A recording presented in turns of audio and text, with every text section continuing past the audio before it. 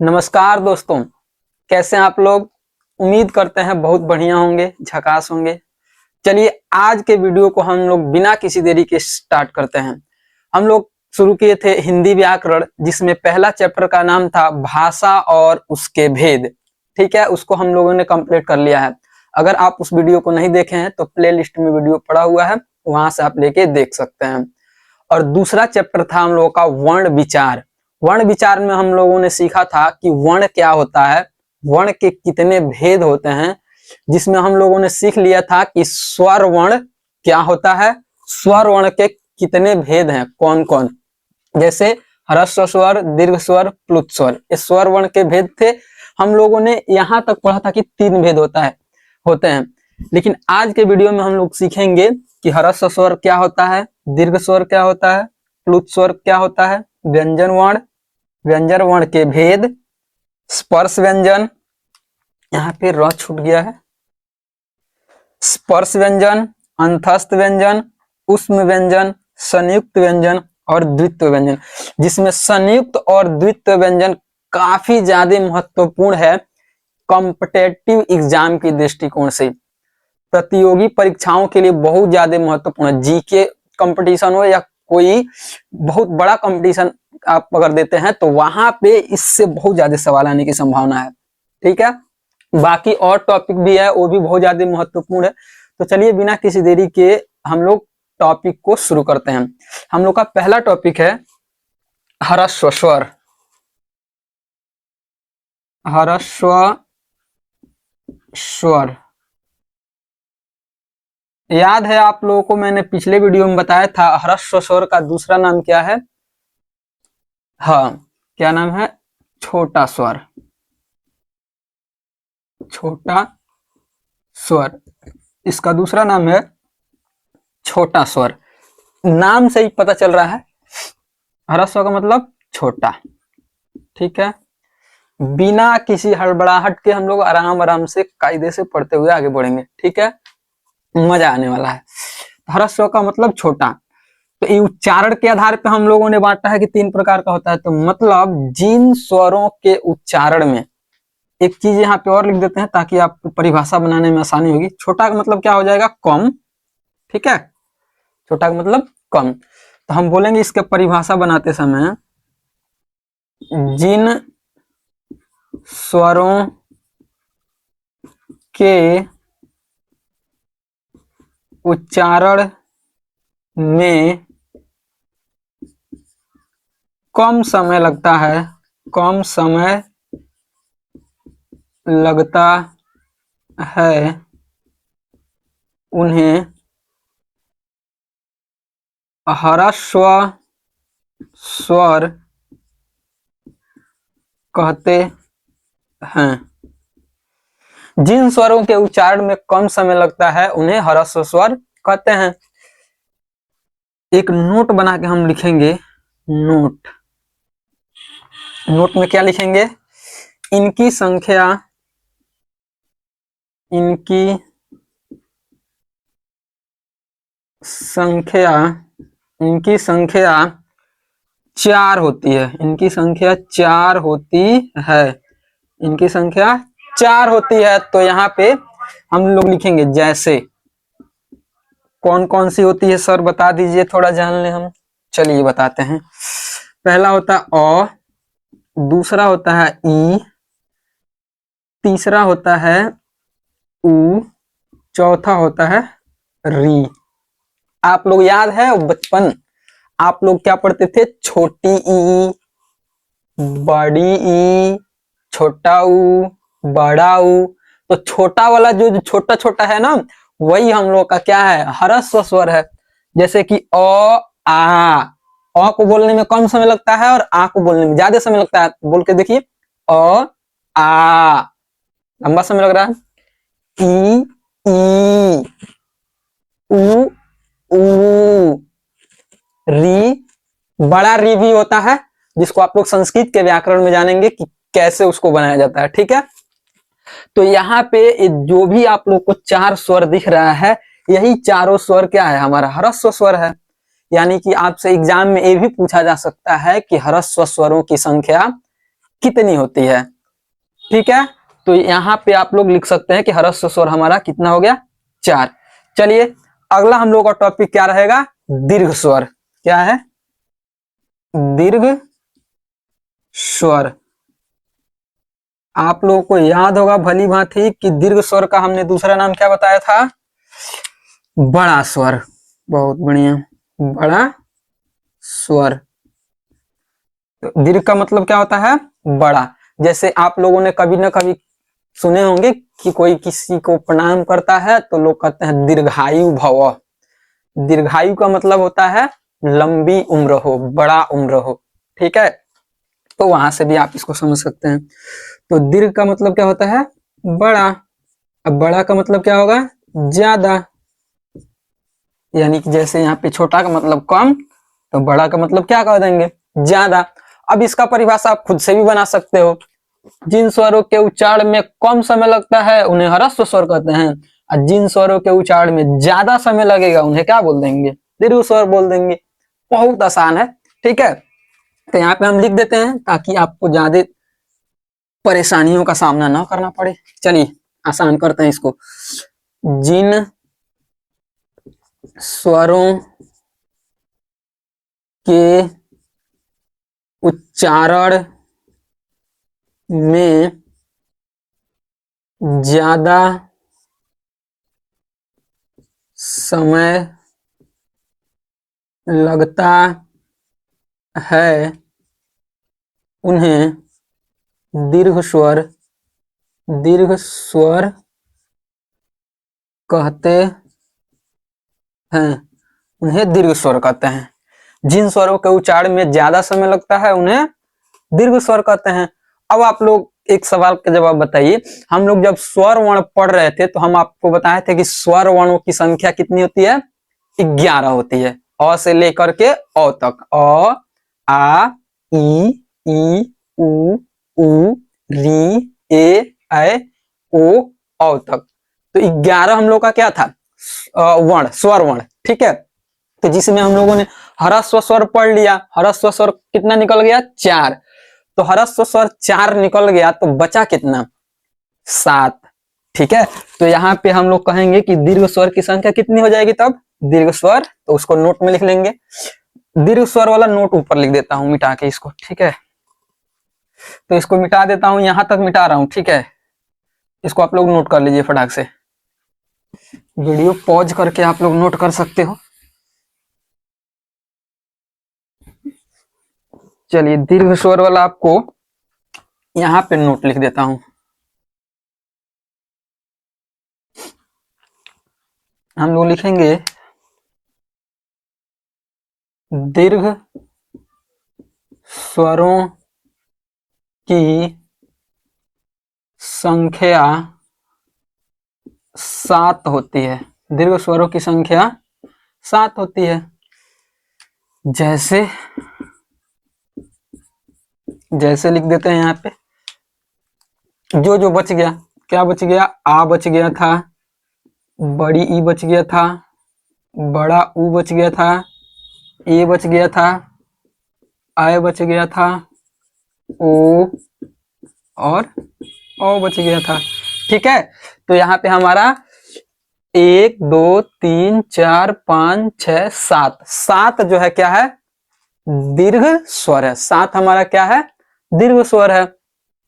7 यहाँ पे हमारा क्या है, दीर्घ स्वर है। लेकिन सबसे ज्यादा कंफ्यूज करने वाला एक स्वर यहाँ पे आपको दिखेगा, ए वाला स्वर।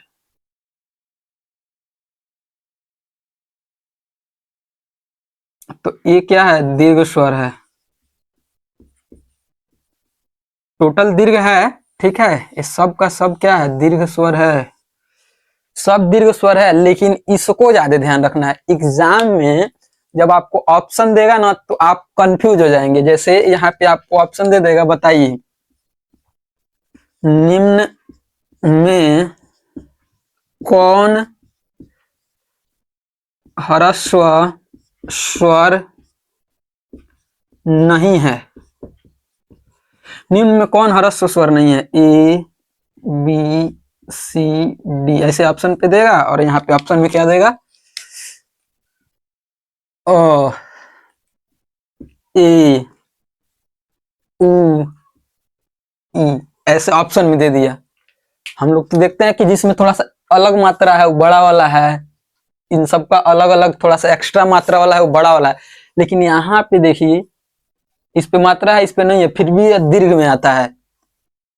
तो यहाँ पे कौन नहीं है भाई, कह रहा कौन नहीं है, तो क्या ह्रस्व स्वर कौन नहीं है, तो ये ह्रस्व नहीं है क्योंकि बड़ा वाला है। क्यों यह बड़ा है हम जानेंगे आगे, इसको आगे हम बताएंगे कि क्यों इसको बड़ा स्वर में गिना जाता है, छोटा स्वर में नहीं रखा जाता है। ठीक है, मोटा मोटी आपको ये बता देते हैं कि यह जो होता है ना संयुक्त स्वर होता है। ठीक है, जब आपको हम बताएंगे मूल स्वर और संधि स्वर तो वहां पे आपको समझाएंगे मूल स्वर और संधि स्वर। आप बिल्कुल सही सुन रहे हैं, मूल स्वर और संधि स्वर से काफी ज्यादा मात्रा के जो कॉम्पिटेटिव एग्जाम होते हैं वहां पे सवाल आते ही हैं, खास करके बोर्ड लेवल में तो आता ही है। हाई स्कूल का एग्जाम अगर आप दे रहे हैं तो वहां पे आपको देखने को मिलेगा कि मूल स्वर संधि स्वर क्या होता है इसको बताइए। और ऑब्जेक्टिव अगर बिहार बोर्ड में है तो ऑब्जेक्टिव खास करके आता ही है, तो वहां पे आपको हम बताएंगे कि क्या होता है मूल स्वर और क्या होता है संधि स्वर। क्या री मूल स्वर है, री जो आप लोग अभी पढ़े हैं, री क्या मूल स्वर है कि नहीं है, इसके बारे में भी बताएंगे आपको कि री मूल स्वर है अथवा नहीं। तो री और ए को आगे हम बताएंगे आपको, मूल स्वर और संधि स्वर जब पढ़ाएंगे आपको तब। ठीक है, तो यहाँ पे आपको समझ में आ गया होगा कि दीर्घ स्वर क्या होता है। तो दीर्घ स्वर क्या होता है, तो बड़ा स्वर होता है, यानी कि जिनके उच्चारण में ज्यादा समय लगे। जैसे अ बोलेंगे अ तो कम समय लगेगा, आ बोलेंगे तो ज्यादा समय लगेगा, तो आ क्या हो जाएगा, हाँ आ हो जाएगा दीर्घ स्वर। तो जिन जिन स्वरों के उच्चारण में ज्यादा समय लगेगा उनको क्या बोल देंगे, दीर्घ स्वर, और जिन स्वरों के उच्चारण में कम समय लगेगा उनको क्या बोल देंगे, ह्रस्व स्वर बोल देंगे। ठीक है, यहां तक क्लियर है, साफ है, नोट करिए फटाक से। उसके बाद से हम लोग अगला पढ़ते हैं प्लुत स्वर। ये भी काफी मजेदार है लेकिन इसको पढ़ना है संस्कृत में, लेकिन यहाँ पे हम आपको बता देते हैं क्या होता है। नोट हो गया, चलिए मिटाते हैं।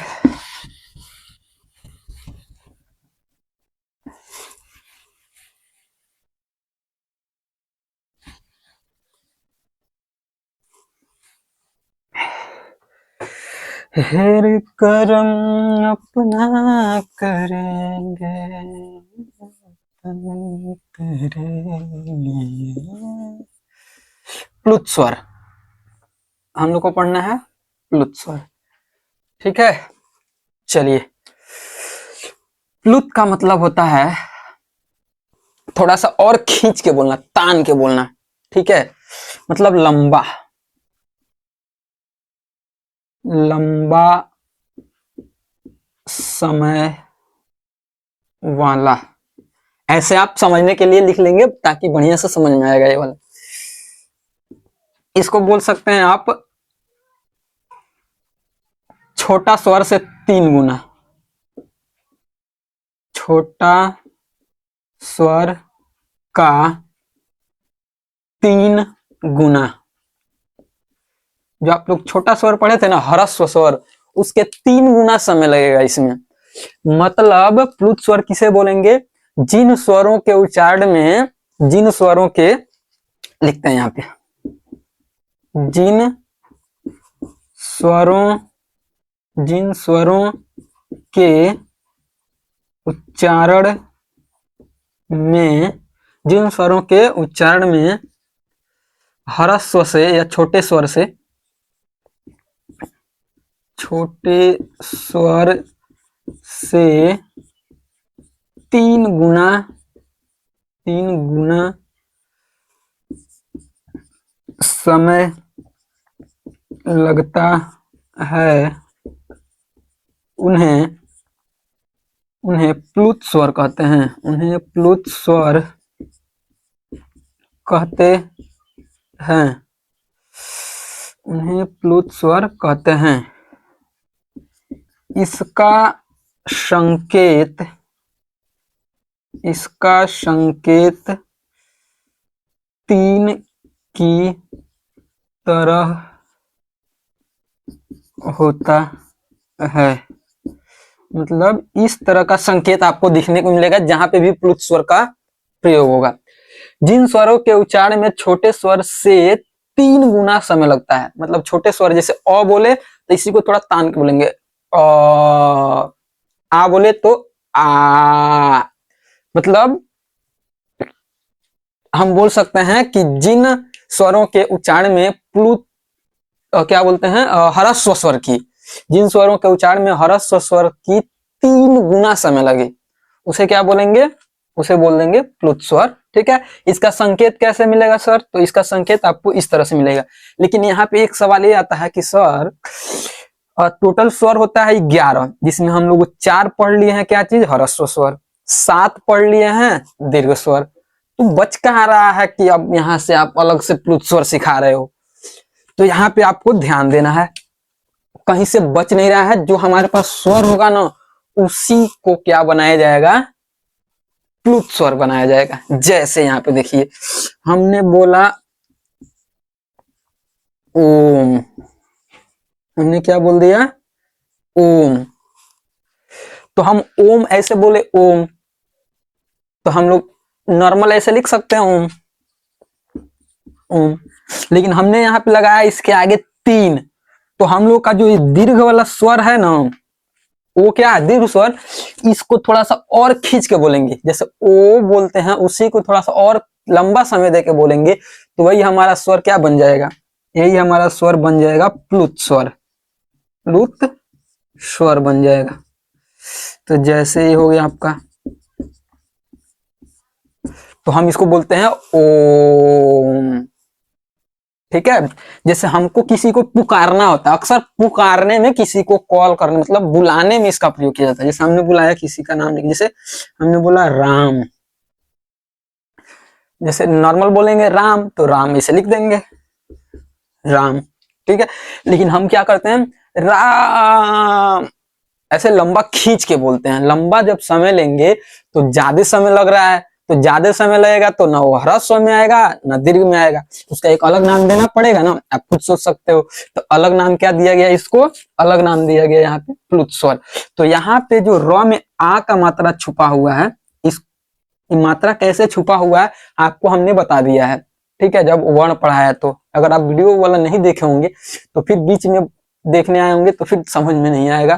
ठीक है, तो उसको एक बार देख लीजिएगा। तो यहाँ से आ निकलता है, इसी आ को हम क्या बोल देंगे, प्लुत स्वर, प्लुत स्वर। इसको प्लुत स्वर क्यों बोलेंगे, क्योंकि इसके आगे हमको साफ दिख रहा है कि प्लुत स्वर का संकेत लगा हुआ है, मतलब इस आ को हमको खींच के बोलना है, लंबा बोलना है।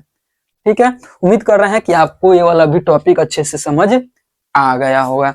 तो इसको नोट करिए, उसके बाद से हम आपको बताते हैं व्यंजन वर्ण। स्वर वर्ण यहाँ पे खत्म होता है, लेकिन स्वर वर्ण केवल आप किसके आधार पे पढ़े हैं, अभी स्वर वर्ण आप पढ़े हैं उच्चारण के आधार पे। ठीक है, तो उच्चारण के आधार पे ही हम लोग व्यंजन वर्ण पढ़ेंगे, लेकिन स्वर वर्ण का और भी बहुत सारा प्रकार होता है। ठीक है, उसको जानेंगे किसी और वीडियो में। फिलहाल में हम लोग ये वाला जो टॉपिक यहाँ पे हम क्रम वाइज लिखे हुए हैं इसी को सीखेंगे और जानेंगे। यह बेसिक है और बहुत ही महत्वपूर्ण है। बिना बेस का, बिना आधार का कोई भी भवन जो है अच्छे से टिक नहीं पाता है। ठीक है, तो बेसिक आपको अच्छे से जानना ही होगा। तो इसको नोट करिए, बाकी आपको बताते हैं व्यंजन वर्ण क्या होता है, फटाक से नोट करिए।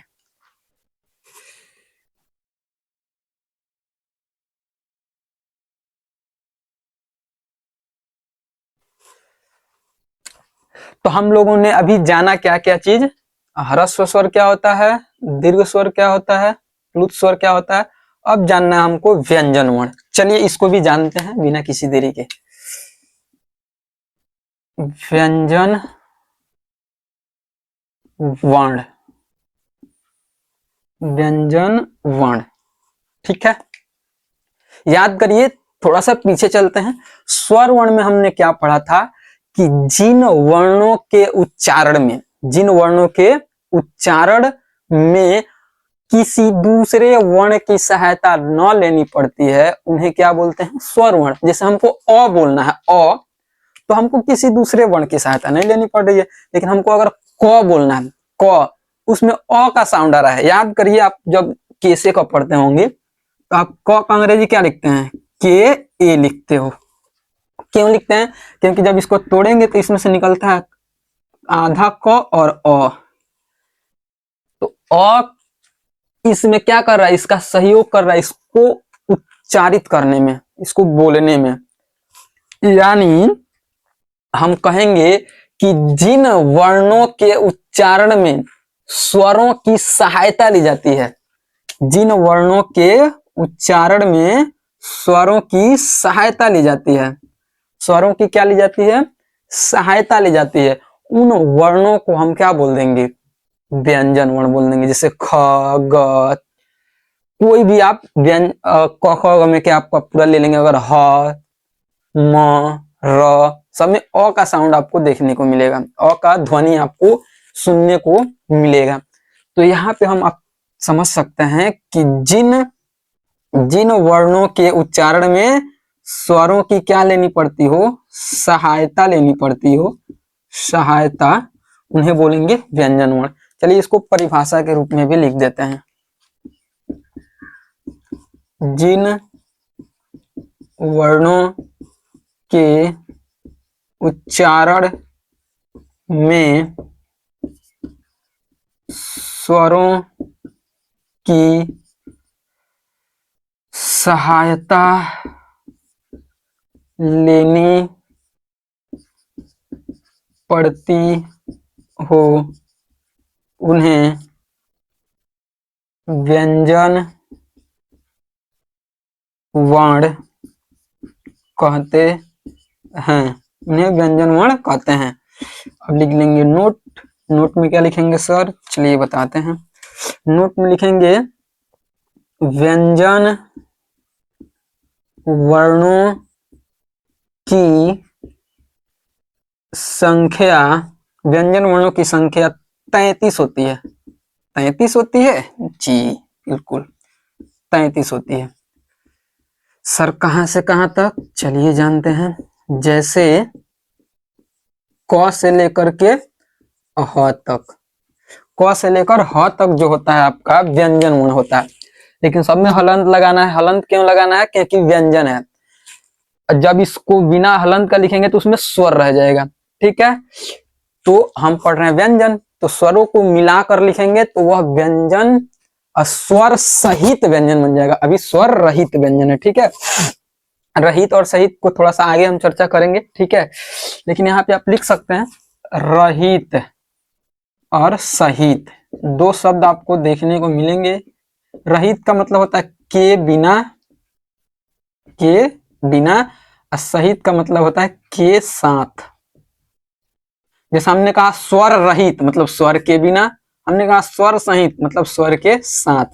तो इस दोनों शब्द को आप भली भांति याद रखेंगे, क्योंकि यह काफी कंफ्यूज करेगा आपको थोड़ा आगे जब हम लोग बढ़ेंगे तो, ठीक है।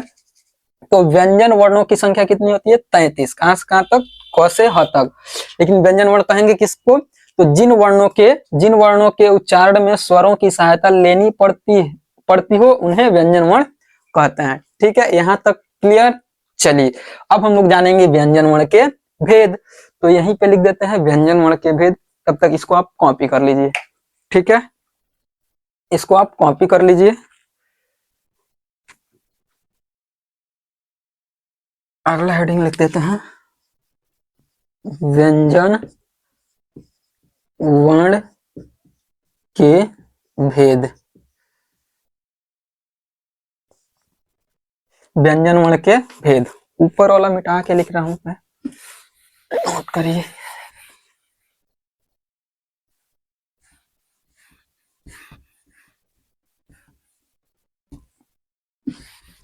पर लिख देता हूं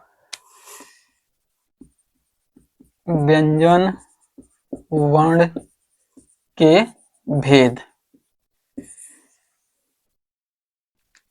चलिए जानते हैं। व्यंजन वर्ण उच्चारण के आधार पर, ठीक है, उच्चारण के आधार पर 3 प्रकार का होता है। 3 प्रकार का होता है। व्यंजन वर्ण उच्चारण के आधार पर 3 प्रकार का होता है। चलिए जान लेते हैं कौन कौन। पहला, दूसरा, तीसरा। पहला को बोलते हैं स्पर्श व्यंजन, स्पर्श व्यंजन। दूसरा को बोलते हैं अंतस्थ व्यंजन, अंतस्थ व्यंजन। तीसरा होता है ऊष्म व्यंजन, ऊष्म व्यंजन। काफी मजेदार टॉपिक है सभी, ठीक है। ऊष्म व्यंजन। तो व्यंजन वर्ण भी उच्चारण के आधार पर कितने प्रकार का? 3 प्रकार का। स्वर वर्ण भी उच्चारण के आधार पर कितने प्रकार का? 3 प्रकार का। स्वर वर्ण में हम लोग पढ़े थे ह्रस्व स्वर, दीर्घ स्वर, प्लुत स्वर, ठीक है। व्यंजन वर्ण में हम लोग क्या पढ़ेंगे? स्पर्श व्यंजन, अंतस्थ व्यंजन और ऊष्म व्यंजन। वीडियो काफी लंबा हो रहा है, तो इस वीडियो को हम आज यहीं तक रहने देते हैं। उम्मीद करते हैं आपको बहुत ही मजा आया होगा। वीडियो अगर आपको अच्छा लगे, पसंद आए तो वीडियो को लाइक कर दीजिएगा। चैनल पे नए हो तो सब्सक्राइब कर दीजिएगा और अपने दोस्तों के पास शेयर कर दीजिएगा। चलिए आज की वीडियो में यहीं तक। जय हिंद, वंदे मातरम।